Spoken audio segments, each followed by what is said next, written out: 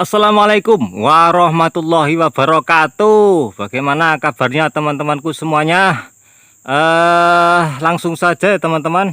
Di depan saya ini ada sawit yang overpruning teman-teman ya. Ini setelah saya pantau ternyata tidak diberikan songgo satu teman-teman, tapi hanya songgo susu ya. Kalau pelepah itu tidak ada songgonya satu, dia hanya songgo susu itu hanya sekitar 30-an pelepah saja teman-teman ya.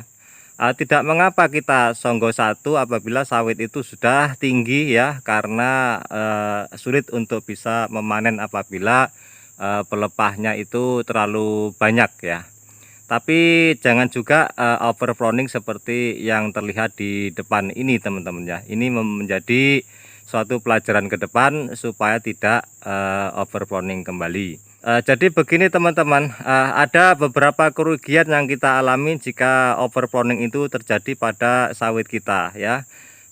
Manakala overpruning itu terjadi, kita ketahui bahwasanya jumlah daun itu sangat diperlukan oleh kelapa sawit, karena di daun itulah proses fotosintesis itu bekerja. Nah, semakin banyak proses fotosintesis yang dilakukan, maka unsur hara yang diserap juga akan yang diperlukan juga akan semakin banyak. Nah, itu juga berkesinambungan teman-teman dengan yang namanya fosfor ya teman-teman. Maka fosfor itu diperlukan juga untuk memperbanyak akar yang bisa untuk mengangkut sebanyak-banyaknya unsur hara di tanah untuk disalurkan ke dedaunan tersebut untuk dilakukan proses fotosintesis.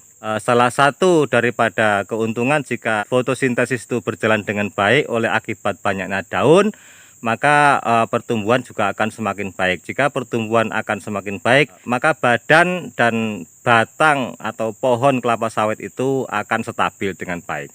Berbeda dengan yang terjadi di depan mata kita ini teman-teman. Jika overpruning itu lama, jadi overpruning ini dilakukan terus menerus atau lama ya, cukup lama, maka hasilnya akan mengalami kerugian pengerucutan pada pohon kelapa sawit. Contohnya yang ada di depan kita ini ya.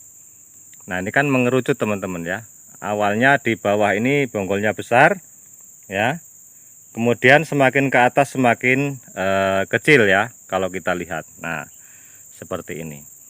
Ini bukti yang pertama. Nah, kemudian yang kedua akan mempengaruhi daripada BJR kita atau besarnya buah yang kita dapatkan. Nah, sehingga semakin lama juga buah itu akan semakin kecil. Nah, harusnya buah itu semakin lama BJR-nya akan semakin berat ya, artinya buahnya juga akan semakin besar. Itu yang kedua.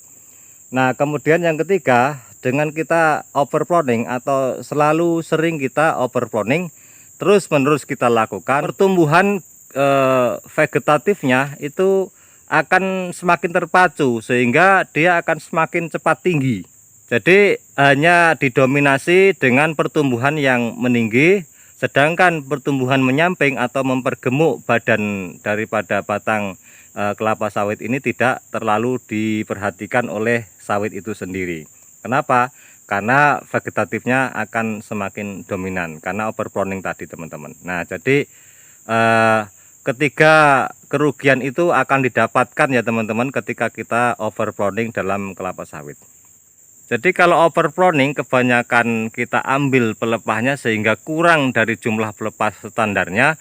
Ini kalau lama teman-teman ya, kalau dilakukan terus menerus itu bisa mengerucut, kemudian buahnya tidak bisa terlalu besar, kemudian cepat tingginya. Nah, tapi kalau kita biarkan gondrong ya terlalu, dan itu terus menerus kita lakukan, itu artinya tidak dirawat sama sekali teman-teman ya, dibiarkan terus, itu juga reproduksi buah itu juga berkurang. Tapi biasanya kalau sawit itu gondrong ya, pelepahnya sangat banyak, itu Anda perhatikan kadang-kadang tidak dirawat sama sekali, itu buahnya banyak loh teman-teman dan besar-besar. Tapi yang jadi masalah adalah jamur itu akan banyak sekali bersemayam di bagian bawah sawit itu ya. Badan sawitnya itu juga besar, tidak mengerucut ya. Kemudian tingginya juga melambat. Nah, jadi ada keuntungannya juga sebenarnya teman-teman ya. Buahnya sebenarnya biasanya lebat itu kalau sawit itu dibiarkan gondrong. Cuman tidak bagusnya itu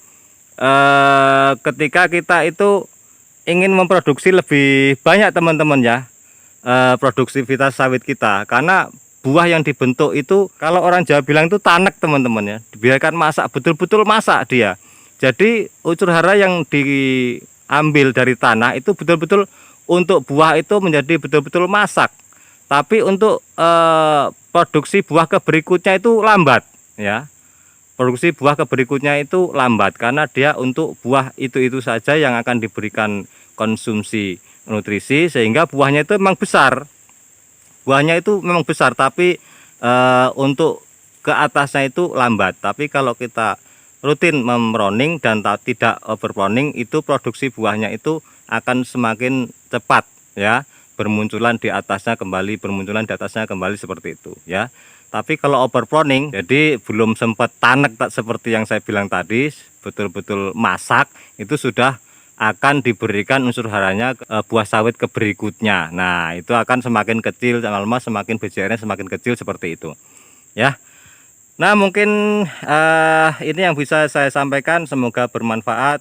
Wabillahi taufiq wal hidayah. Assalamualaikum warahmatullahi wabarakatuh.